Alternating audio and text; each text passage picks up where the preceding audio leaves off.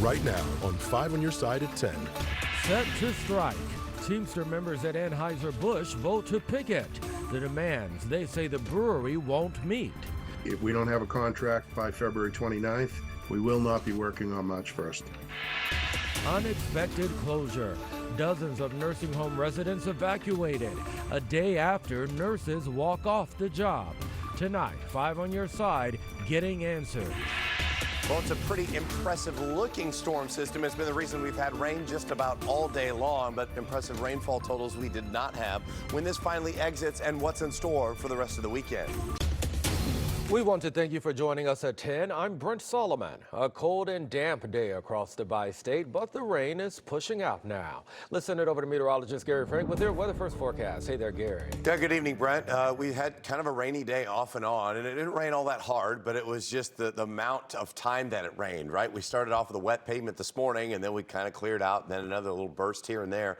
And that's what we saw right now. As you see those low clouds still hanging tough, but at least we can see the downtown skyline. That will be the trend over the next few hours. You can see how that rain that we joined you at 5 and 6 to show you that was probably the most significant rain we had in the downtown area has kind of moved out into the Metro East. Some light drizzle continues from Staunton to Hamel all the way to Greenville. And as we look to the west, things have finally cleared out. That's where we'll look at temperatures in the mid to upper 30s. You'll notice none of these numbers are below freezing unless you're talking about Joplin. That's not going to impact us. Locally, you're in the upper 30s and low 40s. None of this is going to freeze over tonight, and as most of this rain ends, you know, we're still going to drop down to around 40. I do think by tomorrow we'll start to clear out gradually. We'll time that out for you and also talk about some big changes as we head into the week before Christmas. Tonight, Teamsters voting to authorize a strike at Anheuser-Busch. The Brewers Union announcing today if the beverage giant fails to agree to a new contract, they will go on strike next year. 5 on Your Side's Annie Krall joins us in studio now. And Annie, you caught up with some of those Teamsters. Exactly, Brent. 99% of union members voted in favor of the strike authorization. Their demands include more job security plus better pay, health care, and retirement benefits. If no agreement is made come March, there will likely be a stop to beverage production. The Teamsters Union estimated that 5,000 members across 12 U.S. breweries would benefit from their proposed changes. The current contract with Anheuser-Busch expiring on February 29th, 2024. We represent the brewery workers that actually produce the product. We're in all 12 breweries, and if our members don't go to work, there's no Anheuser-Busch products to purchase. So that's the beginning and end of it. Saturday's final vote was a coast-to-coast process that lasted a week. Since November of this year, the company has not negotiated on, quote, important job security, despite multiple requests from union members. The union saying that the global beer maker pulled in record high numbers with $58 billion in 2022. Anheuser-Busch reported double-digit revenue growth and all-time high full-year volumes in its 2022 end-of-year earnings report, released this past March. The brewer's St. Louis location is reportedly not the only one willing to strike.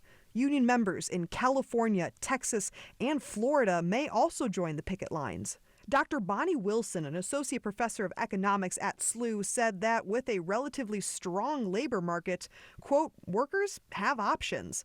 As a result, workers may well have the upper hand in the negotiations that will be taking place to find a deal both sides can accept. We're prepared to negotiate it, but we need the commitment on job security, and we need the commitment that the company is willing to take this serious and come to the table and address these issues. Short of that, on March 1st, this problem gets a lot worse for them. Now, tentatively, Teamsters was scheduled to meet next week with AB, but the Brewers Union says the company's negotiators have yet to come back to the table. Anheuser-Busch has not yet responded to our request for comment about the strike authorization. Brent? Annie, keep us posted. Tonight, people who live at the Northview Village nursing homes are without their homes, and employees want to know when they'll get paid. They tell 5 on Your Side's Travis Cummings they're shocked by last night's sudden closure. People don't know how they're going to eat, how they're going to pay their bills or anything. It's an unimaginable way to start the holiday season. All thing we know is when we woke up Friday morning, we had no funds in our account. And at 3 o'clock, the administrator let us know that he had no funds available for the facility or us. Northview Village Nursing Home, where Angela Henderson has worked for 40 years, is now closed after a sudden shutdown. Staff took the last of their belongings out of the building on Kings Highway in North St. Louis Saturday morning. They say about 170 residents were forced out Friday with no explanation. A lot of residents up here didn't even have family members, you know what I'm saying, to come and get them if, you know, it's just messed up. It's just a messed up situation. Michelle Wallace has been a receptionist at the front desk for the last 5 years. And from my understanding, they said he had knew this for weeks already, probably months. Who that is he? The Mark Sweetser, the owner of the building.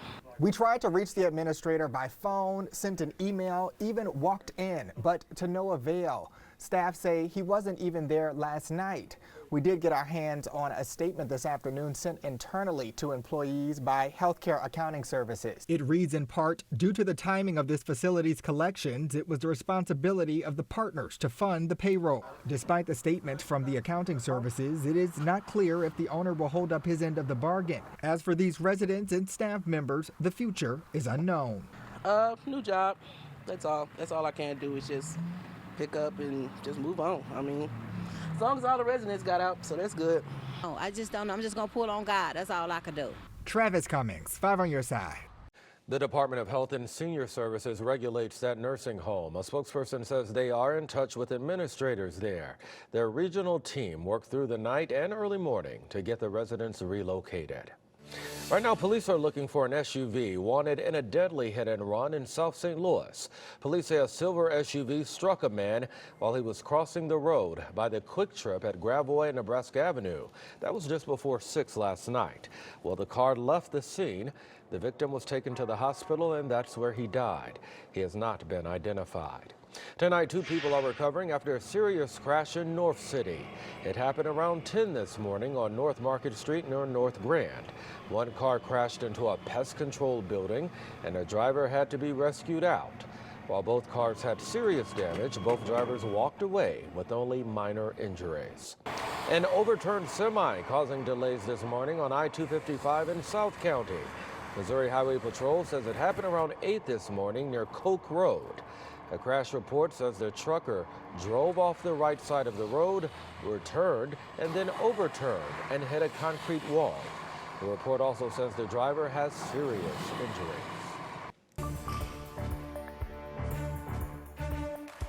Today, Israel's defense minister met with top military officials to discuss the next steps in the ongoing war and to bring hostages home. The meeting comes less than a day after IDF troops accidentally killed 3 hostages in Gaza. Israel says there are still 129 other hostages held by Hamas. According to the United Nations, this has been the deadliest year in the West Bank since 2005. From January 1st through December 15th, 477 Palestinians were killed there. More than half of those happened after the October 7th attacks. This does not include deaths in Gaza since the start of the war. If we count the Palestinians who have been killed, including those under the rebel, you're talking about no less than 25,000 Palestinians killed and 10,000 children killed, in addition to 50,000 people injured. How many more people should die? The U.S. now urging Israel to de-escalate conflict in Gaza. It's a spin on an old Christmas carol, the unique bar crawl giving local groups a boost. Sometimes you got to do charity that it's not as fun, but this is a great time for everybody.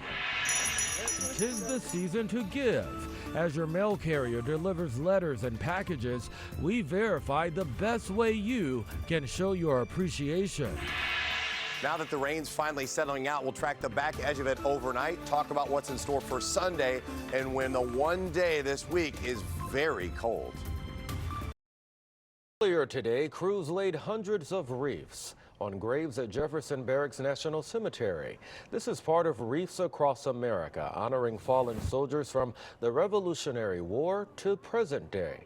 Nearly 3 million wreaths are expected to be laid at thousands of cemeteries all around the world.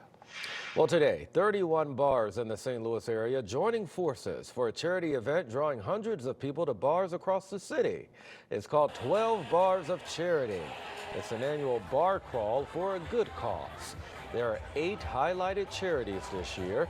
To name a few, Make-A-Wish, Young Friends of Kids with Cancer, and the STL Hero Network. Attendees say turnout was so huge, it was hard to get through some of the doors. 12 bars. This is the biggest bar crawl in St. Louis. It's a lot of people do charity work, things like that. This is the way that we get out and we donate to charity, and we also get to go and have a good time, all of our friends together. Every single bar that is on this bar crawl is packed. We waited down at Grizzly for 15 minutes to get in the door. We couldn't even get a drink. It is packed with people non-stop everywhere. Bars ran specials this afternoon into the evening. Kansas City, Louisville, and Baltimore also participated in the bar crawl. Well, since it is the season of giving, we would like to give a big thank you to all of you who donated to the Little Wishes campaign. More than 4,000 kids in the foster care system will now receive a gift this Christmas, and it's all thanks to your generosity. Well, and we finally started to see some of that rain get out of here, but it's still raining in a few spots. What that means for tomorrow and when we'll see our next chance for rain and the next 10-day forecast coming up.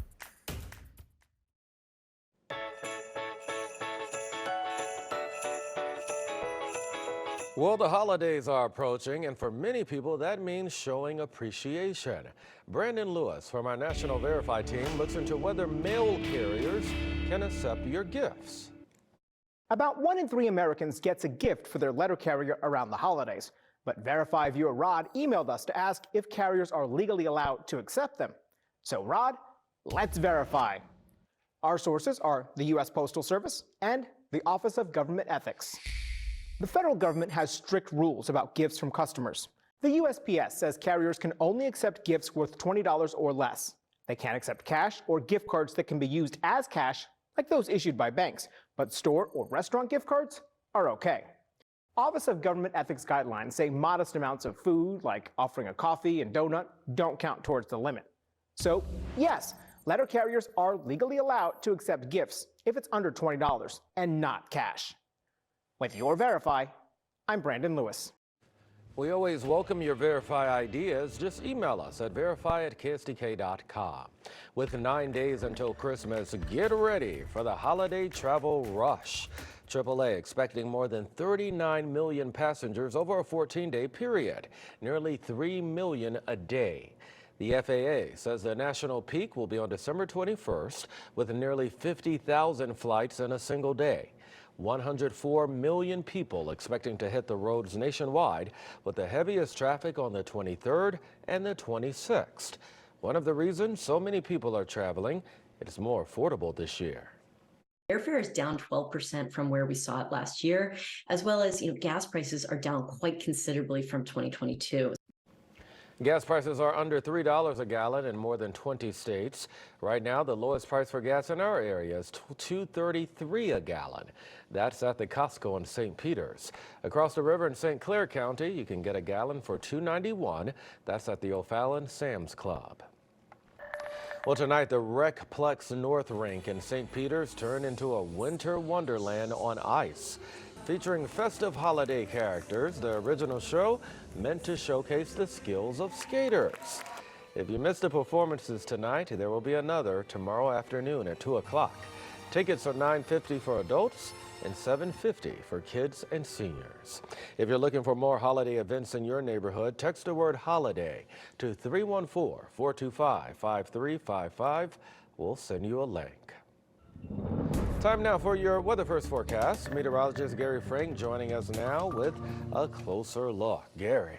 Yeah, good evening, Brent. Yeah, we've been, it doesn't really feel like the holidays because it hadn't really been cold. No.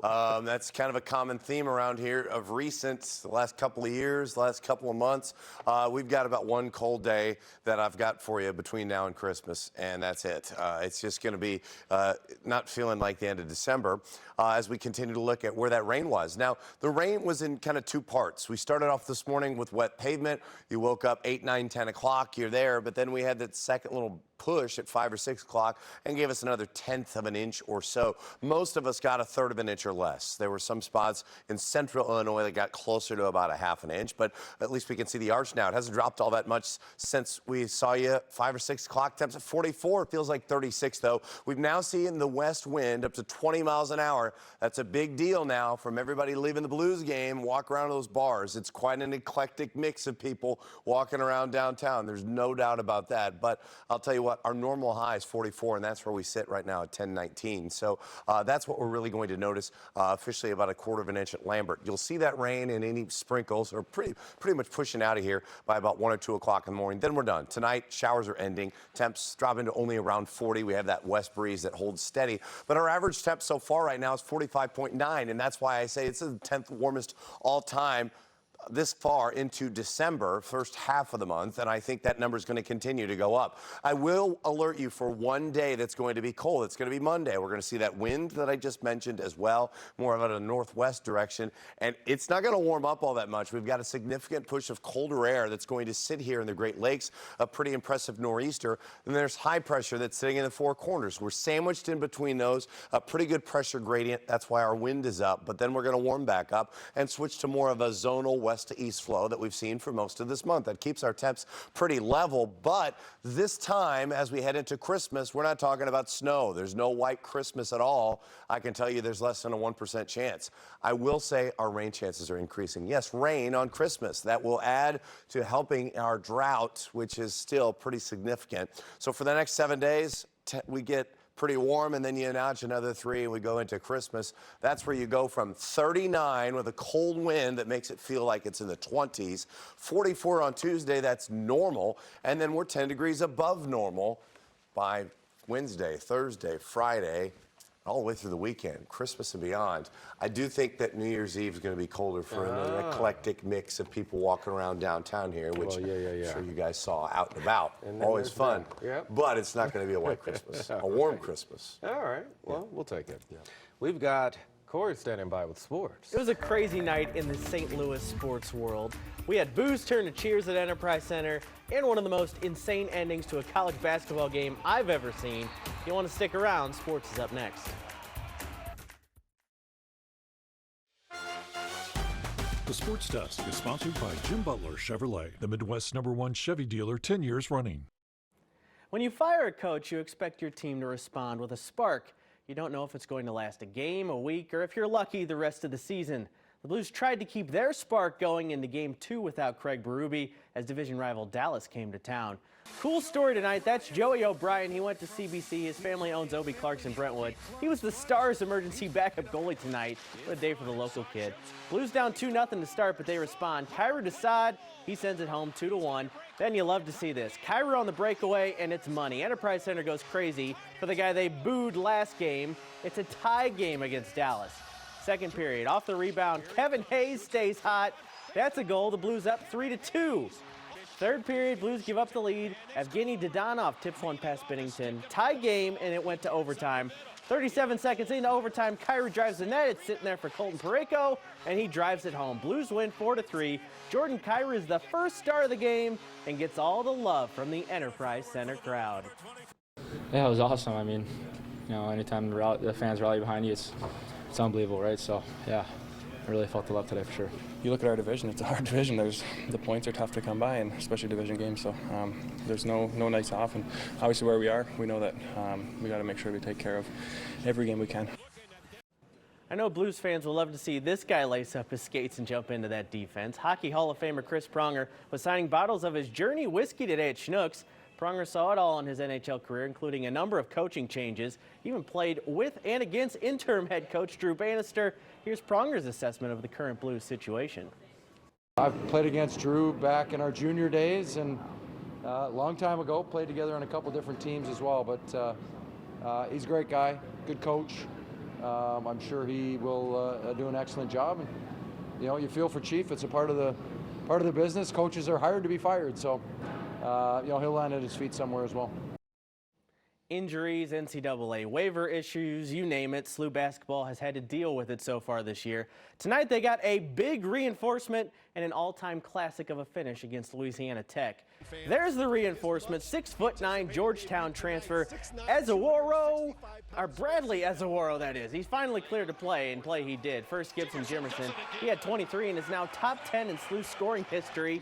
Here's Ezeworo, he's a beast, dunks all over the place. The Bills need that presence in the paint.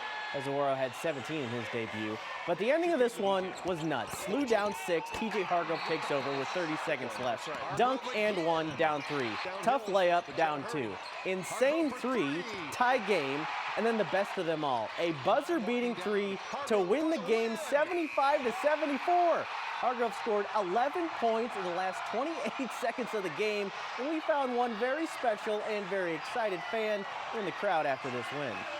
Amazing! Amazing! And it feels good! Yes! Yes! I want him to live this moment, and he's living it. Thank you! Thank you! Thank you!